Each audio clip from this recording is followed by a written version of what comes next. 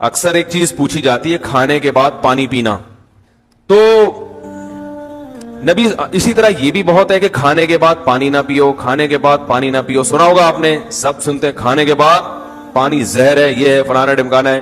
اس بارے میں کچھ لوگ حدیثیں بھی بیان کرتے ہیں. نبی صلی اللہ علیہ وسلم کی سیرت جب ہم دیکھتے ہیں تو آپ صلی اللہ علیہ وسلم نے کھانے کے بعد پانی پیا بھی ہے، عمل سے بھی ثابت ہوتا ہے کہ پانی پیا ہے.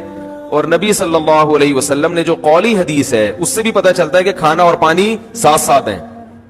ابھی یہ آدھا کلپ نہ بنانے، پورا ہونے دیں، تو ایسا نہ ہو آدھا کاٹ کے پیش کر دے. دیکھو حدیث میں آتا ہے رسول اللہ صلی اللہ علیہ وسلم گھر سے نکلے، شدید بھوک تھی آپ کو، شدید بھوک، پریشان ہو کے گھر سے نکلے. حضرت ابو بکر ملے، کیا مسئلہ ہے؟ ان کے ساتھ بھی یہی مسئلہ تھا، بھوک کی شدت نے پریشان کر دیا. حضرت عمر کا بھی یہی مسئلہ، بھوک کی شدت نے پریشان کر دیا. یہ تینوں اصحاب جا رہے ہیں. ایک صحابی نے کہا دعوت کی ان کی، اپنے باغ میں لے کر گئے، تر کھجوریں سامنے لا کے رکھیں. آپ صلی اللہ علیہ وسلم نے ان کھجوروں کو تناول فرمایا اور فرمایا ان نعمتوں کے بارے میں ہم سے قیامت کے دن سوال ہوگا. اور وہ کھجوریں آپ نے کھانے کے بعد کنویں کا میٹھا پانی پیا اور سیر ہو گئے. پانی پینے کا مزہ ہی کھانے کے بعد ہے. نہیں آ رہی سمجھ؟ جب شدید بھوک میں آپ کھجوریں کھاؤ گے اور اس کے بعد پانی پیو گے تو کیا مزہ نہیں آئے گا؟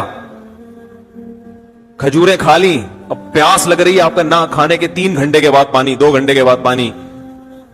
بہت مصیبت ہے بھائی، یہ نیچر ہے، کھاتے ہی پانی پینے کا دل چاہتا ہے.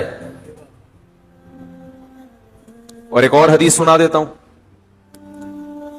آپ صلی اللہ علیہ وسلم نے فرمایا میدے کے 3 حصے کرو، ایک حصہ کھانا، ایک حصہ پانی، ایک حصہ ہوا. تو یہ جو ایک حصہ پانی اور ایک حصہ کھانا، اس کا صاف مطلب ہے کہ کھانے کے ساتھ ہی پانی ہے، تبھی تو اس کے لیے جگہ چھوڑنی ہے. کیا ہو گیا؟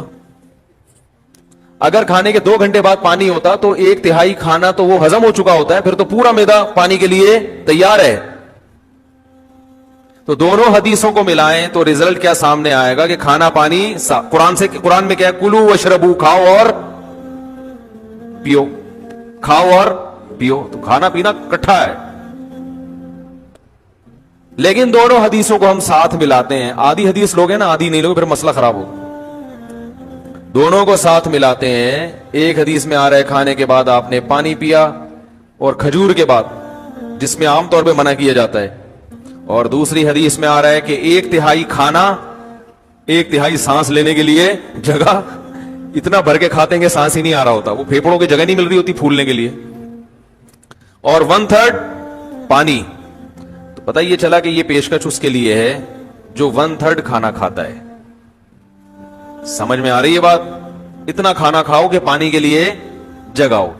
آج کل جو منع کیا جاتا ہے کھانے کے بعد پانی سے، ان لوگوں کو شاید ڈاکٹروں کی مراد وہ لوگ ہوں یا سب لوگ ہی ایسا کر رہے ہیں، وہ یہاں تک کھاتے ہیں. اس کے بعد جب آپ پانی پیئیں گے تو وہ کھانا پھول جاتا ہے یا اور مسائل پیدا کرتا ہے، وہ جگہ بچتی نہیں ہے. اس سے نتیجہ کیا نکلتا ہے؟ بد ہضمی. تو وہ تھوڑا کھانا اگر کھایا جائے تو اس کے بعد پانی پینے میں کوئی حرج نہیں ہے، بلکہ فائدہ مند ہے، کیونکہ نبی نے جو کام کیا وہ نقصان دہ نہیں ہو سکتا. دوسری بات یہ کہ پانی کس قسم کا پینا ہے. ہمارے نبی نے جو پانی پیا وہ کنویں کا، وہ ایک نارمل ٹیمپریچر ہوتا ہے اس کا. اور ہمارے ہاں جو کھانے کے بعد پانی پیا جاتا ہے وہ فریج کا نکلا ہوا ٹھنڈا ٹھاٹ. سمجھ میں آ رہی ہے بات؟ اس سے میدے کا کیا ہو جاتا ہے؟ بیڑا غرق. یہ جو ہمارا میدا ہے نا، یہ کوائز گھومتا ہے ایسے، یعنی میرے لحاظ سے دیکھیں نا، یوں کر کے گھومتا ہے، آپ کے لحاظ سے یوں کر کے گھومتا ہے، یہ ایسے گھوم رہا ہوتا ہے. تو جب آپ ٹھنڈی ٹھاٹ چیز پانی اس میں ڈالتے ہو تو اس کی جو گھومنے کی حرکت ہے وہ سست ہو جاتی ہے، اور وہ جو کھانا ہے وہ مختلف قسم کے کھانچوں میں پھنس جاتا ہے. ٹھیک ہے نا؟ جیسے ایک چیز گھوم رہی ہو نا، کوئی چکی ہے جو اپنے گھوم رہی ہے، پیس رہی ہے، تو ظاہر ہے فرق پڑتا ہے نا، اس کی رفتار سلو ہو جائے تو میدے کی رفتار ٹھنڈے ہونے کی وجہ سے کیا ہو جاتی ہے؟ تو اس سے قبض ہوتا ہے اور درجنوں بیماریاں پیدا ہوتی ہیں. تو پانی کھانے کے بعد پی سکتے ہیں آپ، بشرطے کہ کھانا آپ نے تمیز سے کھایا ہو اور پانی کا ٹیمپریچر بہت زیادہ کم نہ ہو، ٹھنڈا پانی نہ ہو. سمجھ رہے کہ نہیں سمجھ رہے؟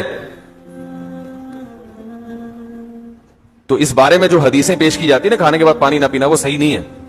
اور اگر گرم پانی پیا جائے جو چولہے کا گرم ہو، وہ تو ہاضمے میں اور مدد دیتا ہے، جو کہوا جسے کہتے ہیں، وہ تو اور تھوڑی مدد دیتا ہے ہاضمے میں. لیکن میں نوجوانوں کو کہتا ہوں وہ نہ پیئیں، تمیز سے زندگی گزاریں، بس پانی پیئیں آرام سے.